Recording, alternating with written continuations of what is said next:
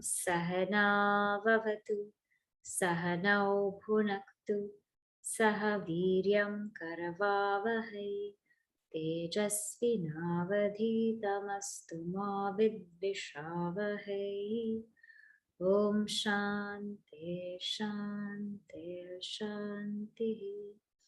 Samasta Janakalyani Niratam Karunamayam Namami Chinmayam Devam Satgurum Brahma Vidvaram. Okay, great. Thank you. Yes, if you could all have your video on, that would be great. We will read now verses 4 and 5. This is what we covered last time. We'll read these verses, we'll review a little bit, and then we'll move on. Dalini dalagata jalamati taralam tatvajivitamati shaya chapalam tithi vyathyabhimanagrastam lokam shokahatam cha samastam bhaja govindam govindam bhaja mudamate yavat vittoparjana sakta tavan nija parivaro rakta Paschachivati jar jaradehe Bhartam kopina prichati gehe Bhaja Govindam Govindam Bhaja Mudhamate. Okay, so we are in Bhaja Govindam. Verses 4 and 5 is what we covered last time. In verse 4, we learned that uncertainty is certain. Nalini dalagata jalamati tarala. Sounds like a rap, sounds like a rhyme. What he says there is that life is as uncertain as these dewdrops on a lotus petal. Means we never know what's going to happen in life. We expect things to be a certain way, but they come out to be a completely different way. And so he says, this world, if we think about it, is consumed by disease, is consumed by sorrow. So seek that which is beyond all of this. Sometimes, as I mentioned before, we might think that Bhaja Govindam is so sad. It's showing us all of these things which are so sad in life. Actually, it's opening our eyes to the reality of what's around us and making us even seek deeper. It's telling us that if we want this joy, if we want this bliss, we're not going to find it in this world. We have to seek beyond the world. We have to seek what's beyond. Then only we will find that bliss. In verse number 5, he says, at some point in time, the whole world will drop us. Therefore, drop the world before the world drops you. Because Adi Shankaracharya says, we are only good or useful to people as long as we have the ability to give them what they need. Whether it's money, whether it's talent, whether it's time, whether it's name, fame. Once those things are lost with us or from us, we also lose those people who are searching that. Once we lose money, half of our friends go. We lose name and fame, half of our friends go. We lose ability and talent, nobody wants us anymore. So once our abilities are lost, we will lose people too. And the perfect example he gives here is, as long as one is earning in a family, an elder person is earning in a family, so long everybody will be behind him or her. They'll be behind them, they will comfort you, come to you, give you attention and love. But the minute the money is gone, nobody wants to talk to you. Nobody even wants to ask, how are you? What's going on? Nobody even wants to give a second look because there's no money. And this is the sad truth of the world. So Adi Shankaracharya tells us, look, at some point in time, we will all lose our abilities. It's a fact because as we grow older, we will lose our abilities, our talents, our resources, our potential. We will lose them. So he says, drop the world before the world's going to drop you. At some point, the world will drop you. So drop the world first. Drop the world first means become independent of the world. Find your source of joy from within. That way, we're always at peace and calm.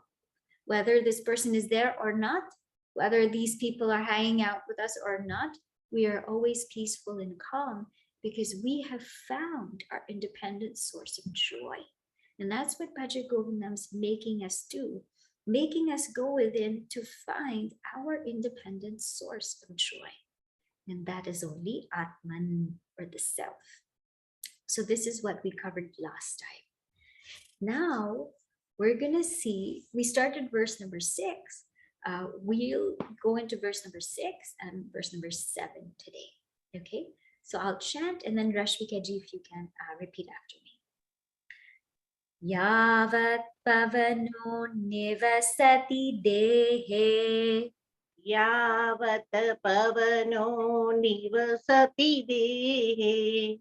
Tavat pritchati kushalam gehe. Tavat pruchati kushalam gehe. Gatavati vayau dehapaye. Gatavati vayo dehapaye. Arya bibyati tasmin kaye. Bharya vibhyati tasmin kaye.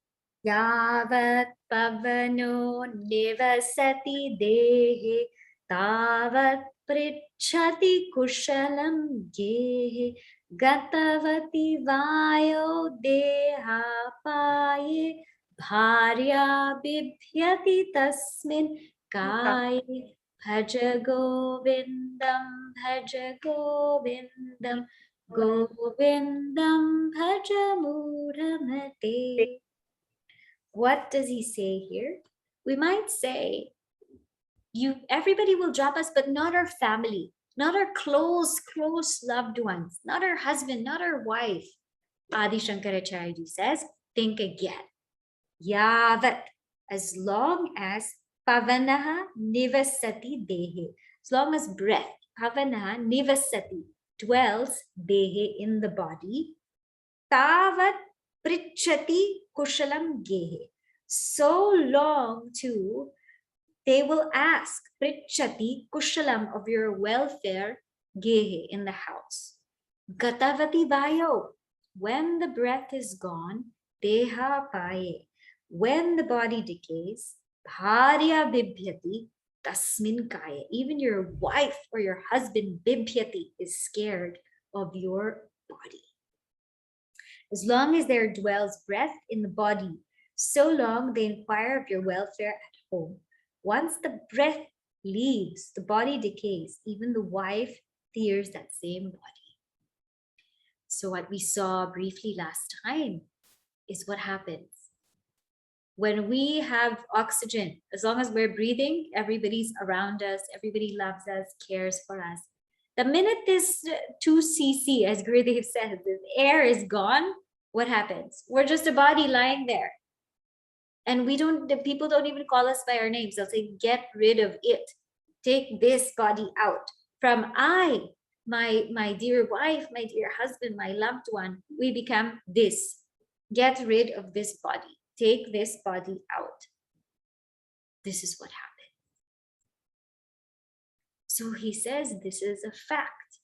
You and I with breath and with air, everybody loves. You and I without breath and without air, nobody cares to even look at. Nobody even wants to have anything to do with it. So he says, think again. Where are you and I spending time in? Are we seeking that which is beyond the body, or are we staying in the body? Think about how much time we spend in the body, from when we wake up, from when we figure out our diet plan, our clothing, our baths, everything. Sometimes we surround our lives according to our body. Everything is modeled to our body. But we have learned in Vedanta that you and I are beyond the body. Because if we're aware of something, if we're aware of this hand, then we cannot be this hand. We must be different from it. If we are aware of this book, we must be different from it. We cannot be that which we are aware of, because everything we're aware of is an object, and we are the subject. So in this verse, Adi Shankaracharya is making us think, how much time are we spending in this body? And if you read in Swami Chinmayanandaji's commentary on page 23, so beautifully he says in the third paragraph, at least the animal body has some value when it is dead. A human body, when once dead, has only a nuisance value. It is to maintain and to fatten such a bundle of despicable filth that wealth is earned, hoarded, many throats cut, low dissipation practiced, and cruel wars waged. Just think how body-centered our society has become, based on color of the skin, based on the culture, the religion, based on the height, the weight, based on all kinds of things, when actually we have nothing to do with this body. This body, indeed, we learned, is a valuable tool to realize the self. So how do we relate to the body? Nourish it, but not pamper it. To pamper it, to fatten it, to spend so much time beautifying it is a criminal waste of life, because we lose our purpose. The idea of the body is to keep it clean, healthy, and brilliant, so that we can seek beyond the body, seek deeper than the body. Because guess what? That's what will come with us after life. If we realize the truth here and now, wonderful. But if we don't, what happens?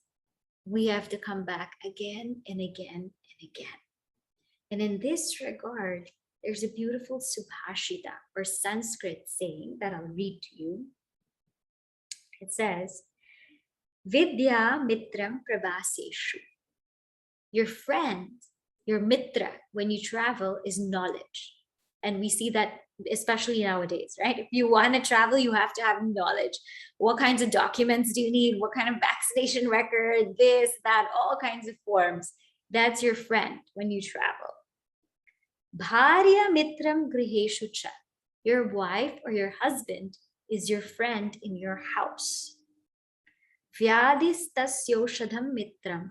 In disease, medicine is your friend, or healing is your friend.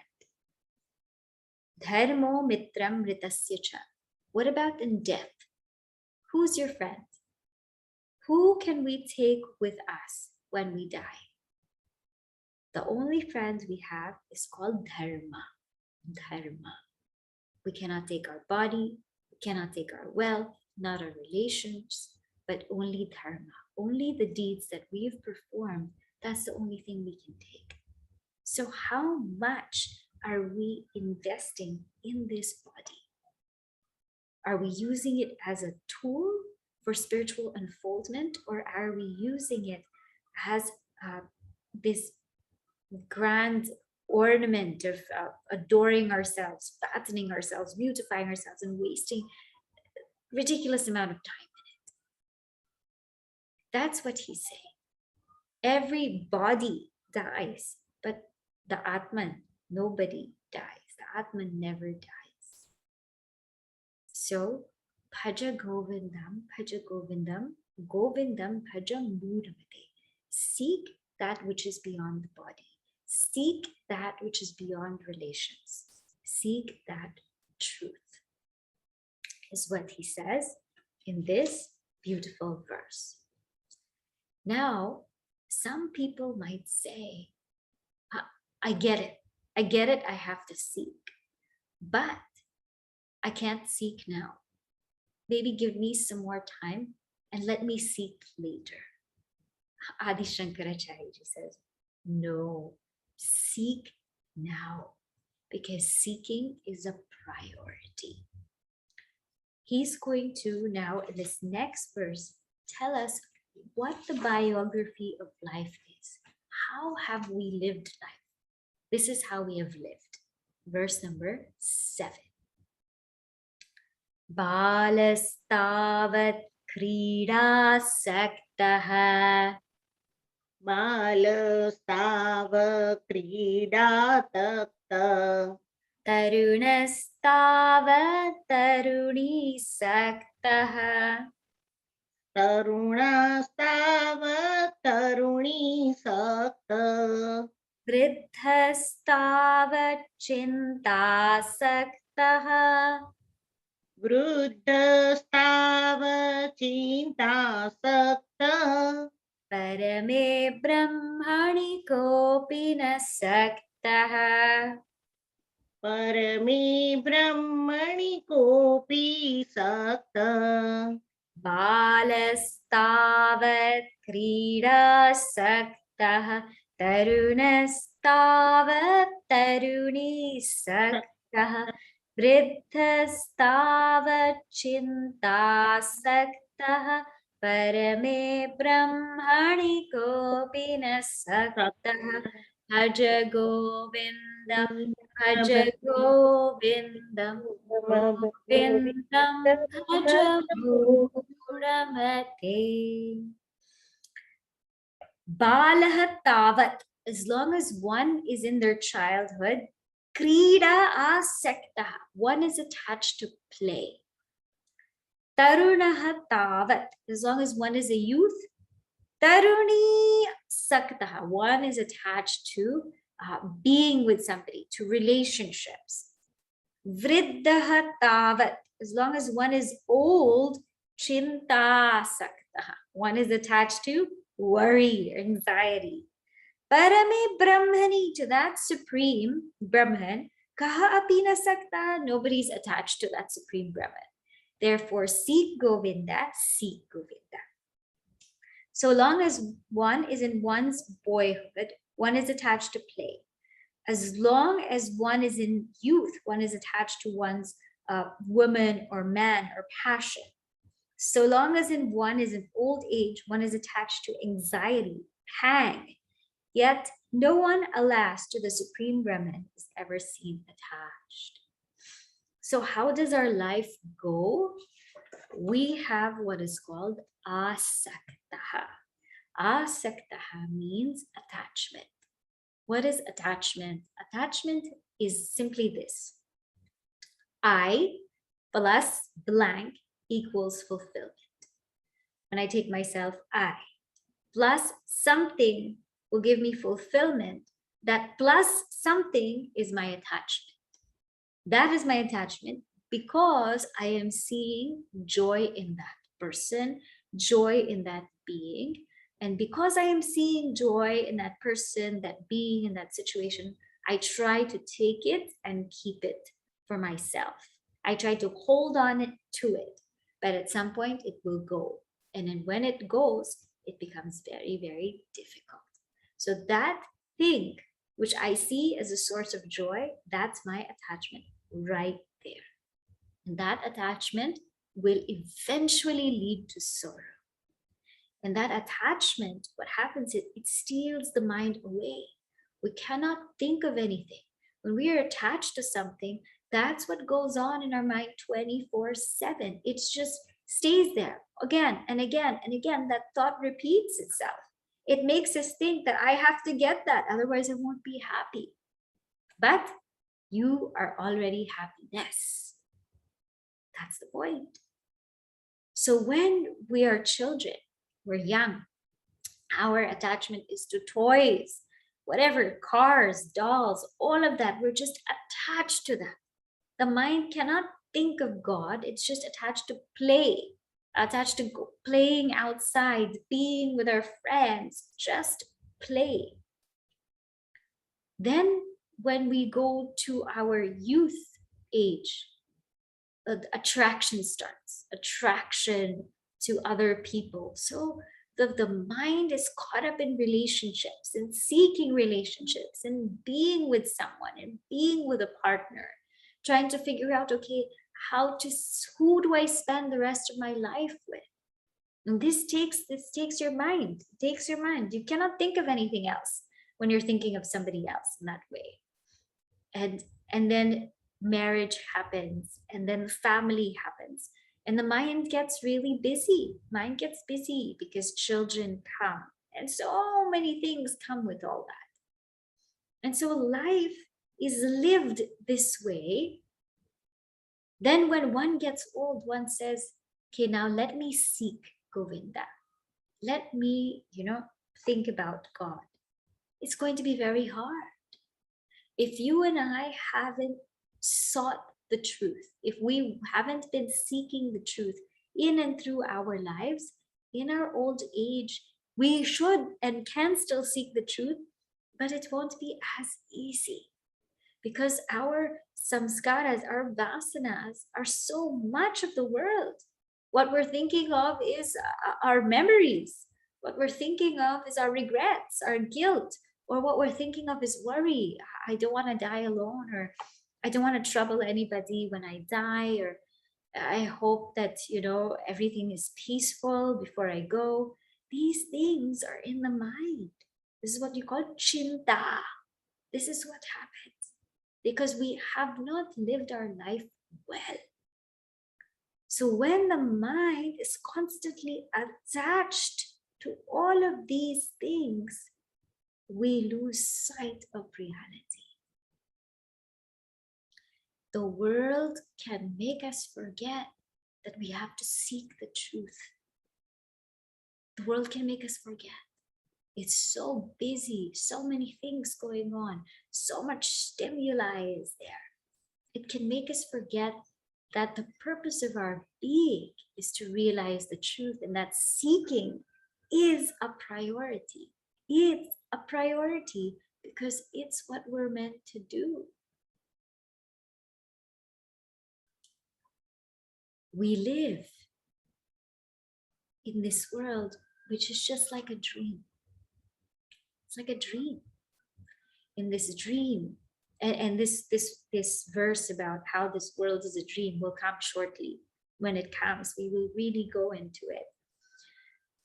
But this world being a dream, imagine you're dreaming and you're in a forest, and in that forest there's a lion coming after you, and in that forest there's an elephant coming after you, and in that forest there's also a snake coming after you. And you look in all directions and you've got a lion, you've got an elephant, you've got a snake. What's the most important thing to do in that dream? To go for the lion? To go for the snake? The elephant? The most important thing to do in that dream is to wake up. Wake up. The most important thing to do in this world is to wake up. That's a seeker. Now one might think, how will I seek? How will I seek? First of all, what does it mean to seek God? What does it mean to seek God? What it means to seek God is to understand that that's the purpose of life. That truth is the center and the purpose of life. And like how we were talking about arati, that everything should be aligned or connected to that. Why should I seek truth? Why should I seek God? Because that's where bliss lies. That's where true bliss lies. And so when I say seek God, what it means is to understand that's the purpose, that's the center, and that's what everything else should be connected to.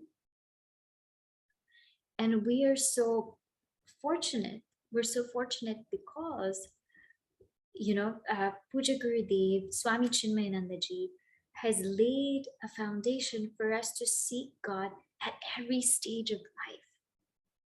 Every stage of life. From when one is even 2 years old, they can say the name of God or sing the name of God. In Bal Vihar, one can listen to stories of God, listen to the name of God. For youth, they can engage in dynamic activity and discussion, philosophical discussions about this truth. And even as adults, we can do the same. So it's not that seeking is separate from our life or we have to do something very unique. No, seeking can be in and through part of our everyday life. It is already there when we're sitting in satsang, when we're reading something, when we're discussing something with someone. Seeking is already there. So what this verse is saying is, make seeking a priority and make seeking in and through our life. Make it a process in and through our lives. Some people might say that, we don't have time. We don't have time. The truth is, we have so much time. We have so much time, but we don't know how to prioritize it well. Because if there's really something that you want to do, you and I know that we'll put everything aside. We'll either wake up earlier or sleep earlier, skip a meal, do whatever it takes just to get to that thing because we give that thing importance. So it's not a matter of time. And some people say or think that it's a matter of situation. That when everything calms down, when everything just, when it all just becomes a little bit mellow, then I'll go back into seeking. That doesn't happen. If you've seen our world, that doesn't happen. If you think that I'm going to go to the ocean and swim when all the waves are calm, that's not going to happen. There's always going to be some up and down somewhere.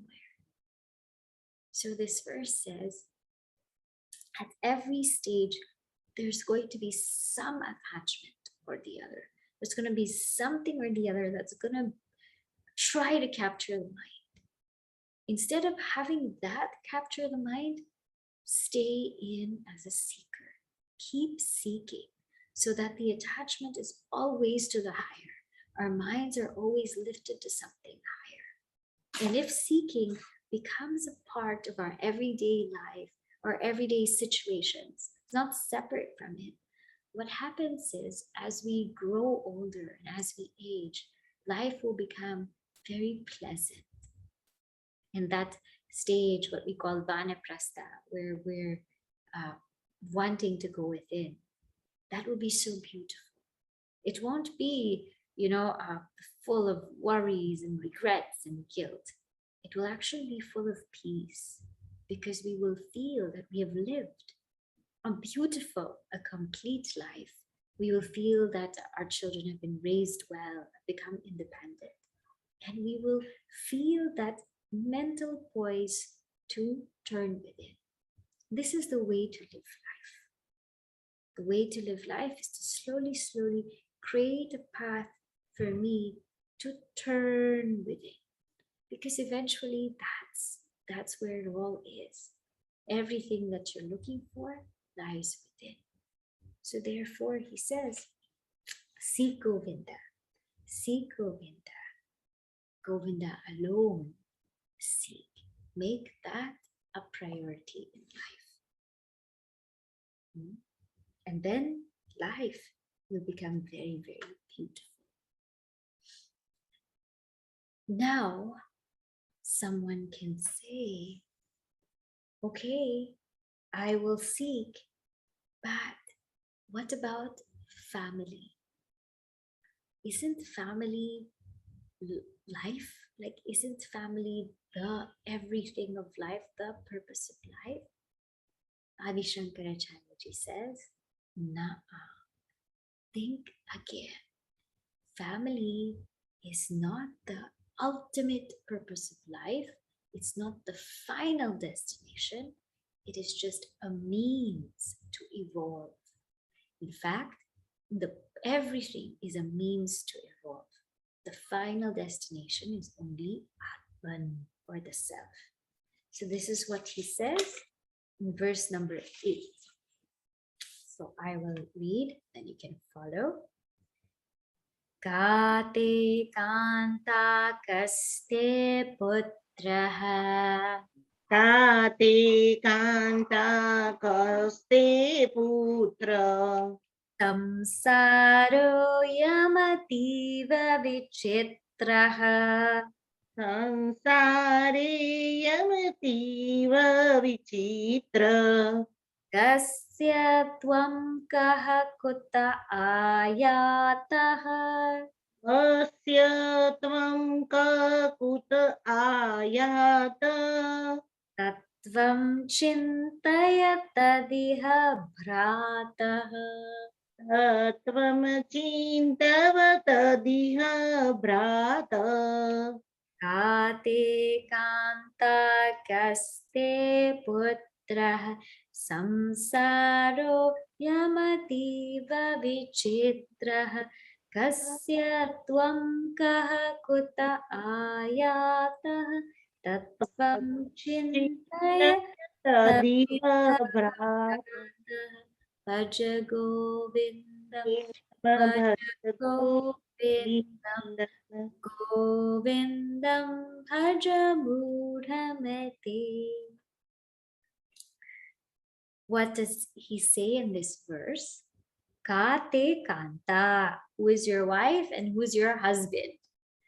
Kaste Putraha, who is your son, who is your daughter, who is your child? Samsaraha ayam ativa vichitraha.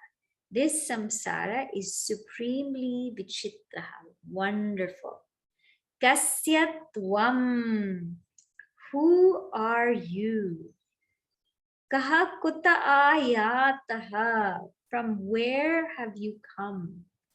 Tattvam chintaya, think of that truth. Tadiha bhrataha, think of that truth, O brother. Bhaja Govindam, Bhaja Govindam, Govindam Bhaja Mudhamate.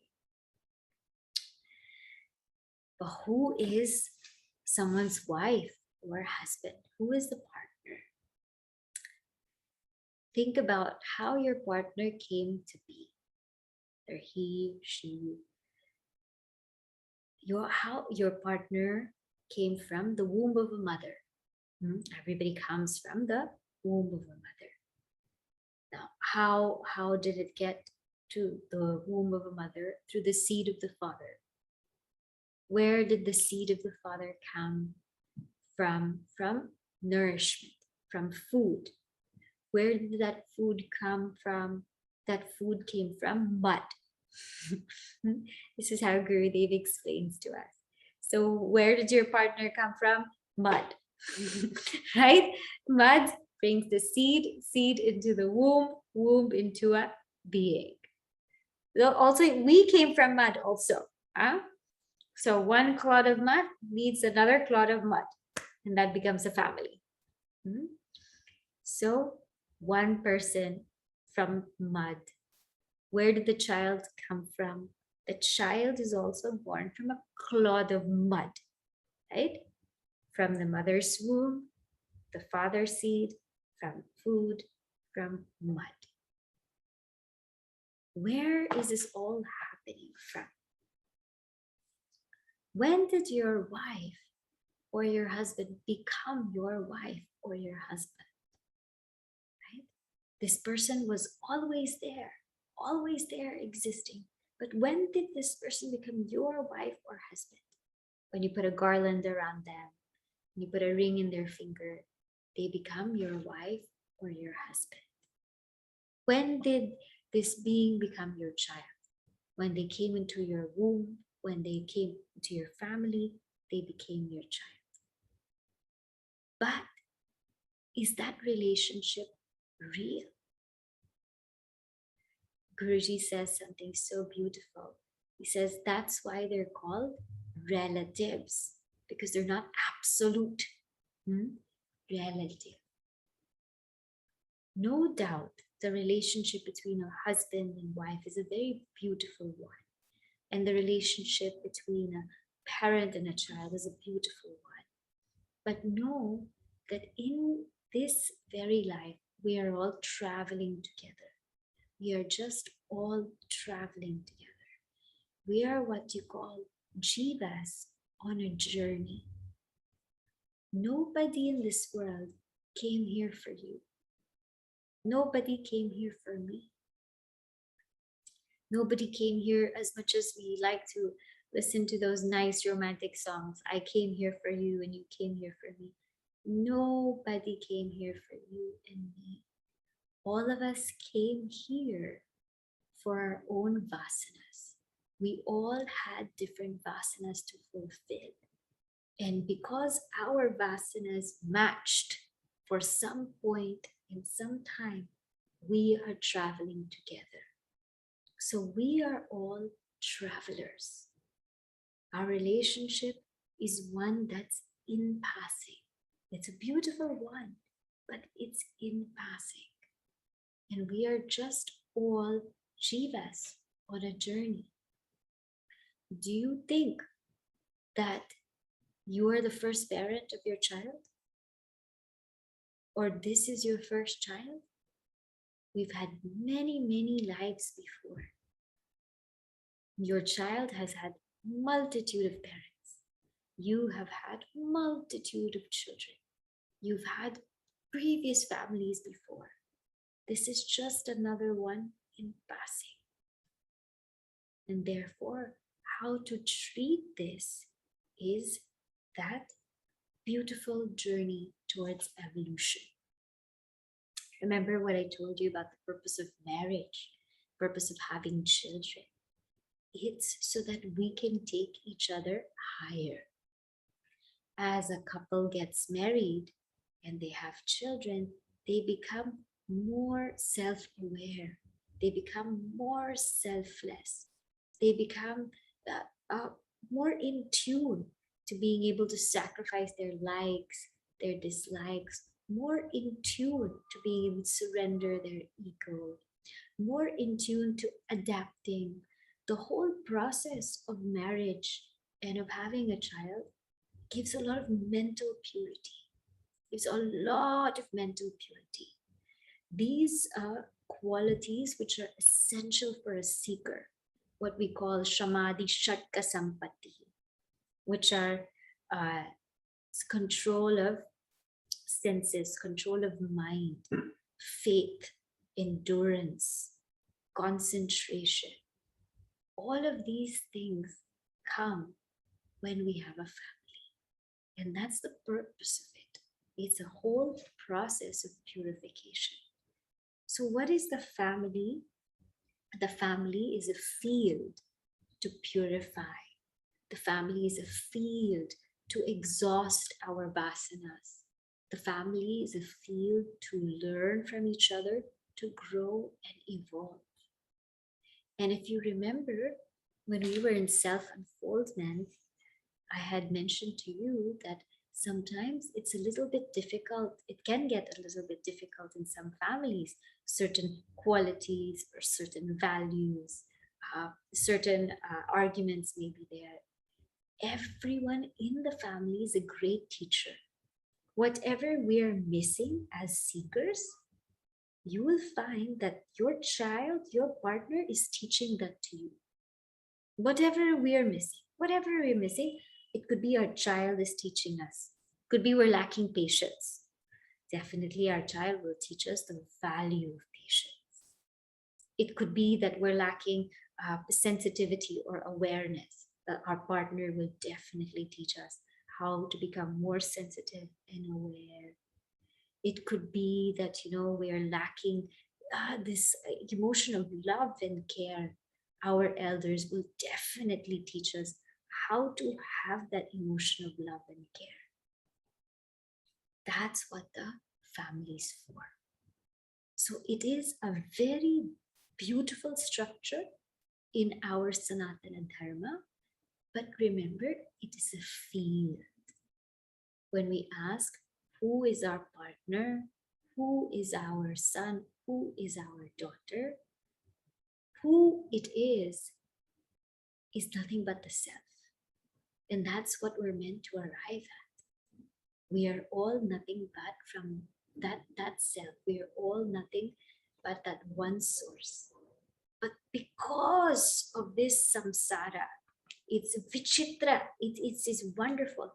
It makes us forget. It makes us forget that we are all on the journey to go back to the same source. It deludes us and it makes us think that this is the end all and be all. And it makes us be over possessive of our relationships, over attached to our relationships. And we feel like our children are our children. They're my children. And when we become so attached, we hinder their growth. Khalil Gibran says very beautifully, your children are not yours. They've just come through you. We're just caretakers of them. Our dharma with our children is just to nurture them, to nourish them, because remember, they came with their own vasanas. They have come with their own blueprint. There are certain things we can help them with, we can encourage and inspire them to do, but there are certain things we just won't be able to do. So when this understanding is clear, one has that freedom or that detachment as a parent, one has that detachment as a partner, and one truly sees this whole family as a process of evolution. That's what he's saying. And he says, Kasya Tvam. These are the questions to ask. Who are you? And where did you come from? Think about that. Think about where we came from. That's where we have to go back to. It's like every day we go out. We go out just to come back home, isn't it? We go to work, we go to a party, we go to a social engagement, we go to the grocery, all that we do just to come home. There's always that sensation, I can't wait to get home. I just want to come home. We go to a vacation and we can't wait to come home. That's what it is, he says. You are already home. You're already there. He says, think, chintaya, think about this truth. There's so many things in this world that will pull and push our attention to think various things in various ways. He says, think. Think about who you are, where you're from. Think about the purpose in life. Think about what we are doing to fulfill that purpose. Think. And he calls us Brata, O brother, O sister. Adi Shankaracharya ji may be harsh in some way, expressively in Bhaja Govindam, but it's coming out of so much love. It's coming out of so much love because he wants to alarm us that this is not something that can and should wait. This is something we should do here and now, because this will lead to the fulfillment of life. And he says, Bhaja Govindam, Bhaja Govindam, Govindam, Bhaja Mudamate. When I looked at this verse, reflected on it, it also reminded me how Adi Shankaracharya ji is teaching us how to ask questions, what kinds of questions we ask. Sometimes our conversations and dialogue so lame, right? What are you doing? How are you? What are you eating for dinner? And all of that. And that also has to happen. But sometimes amidst all of that, we forget to ask the deeper questions. And I'll leave you with the thought of a story of Adi Shankaracharya ji's disciple. There was once a young boy, and he did not talk. When he was born, he just did not talk. And so his parents were a little bit worried. thinking, is he going to talk? Is he not going to talk? Does he even talk? He just wouldn't talk. And so Adi Shankaracharya ji happened to be passing by that town. And they said, would you please meet our son? He's not saying anything. He's not speaking. Adi Shankaracharya ji just looked at him and asked him this one question. He said, who are you? And for the first time, he spoke. And what did he say? Naham manushyo na jadeva yakshao na brahmanacharya vaishya shudraha na brahmachari na grihi vanastaha bhikshur na chaham nijabodharupaha. He says, Naham manushyaha. I'm not a human. Nacha deva yakshau. I'm not a god, a demigod. Na brahmachari. I think I said something else earlier. The brahmachari. I'm not a brahmachari. Na grihi vanasta. And I'm not a householder. And I'm not a vanaprastha. I'm not one who's retired. And na brahmana. I'm not a brahmana or a kshatriya or a warrior or a vaishya. Somebody who's into managing wealth or resources. And a shudra, I'm not a supporter of society. I'm not a bhikshu, and I'm not a sannyasi. But who am I? Nijabodharupa. I am just that pure awareness, pure consciousness. This is who I am. And when Adi Shankaracharya ji heard that, he said, your son is not ordinary.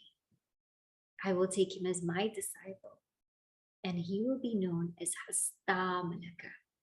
Hastamalaka because Amalaka is like a gooseberry fruit. His knowledge is as clear as a gooseberry fruit in the palm of the hand, Hasta. So his name is Hastamalaka. And that was his story. So Bhaja Govindam is this wonderful text of deep reflection and deep inquiry. And it's also an awakening to reality. So I'll stop here for a moment. And if anybody has questions, you can ask. Just pause. Yeah.